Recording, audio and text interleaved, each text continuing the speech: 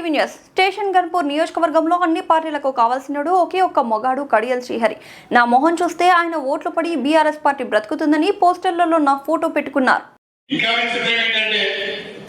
కొంతమంది ఫ్లెక్సీలలో నా బొమ్మను కూడా పెట్టుకుంటున్నారు.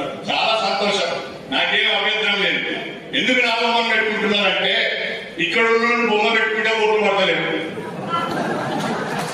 పక్కన ఉన్నోడు వచ్చి ప్రచారం చేసినా ఓట్లు పడతలేదు.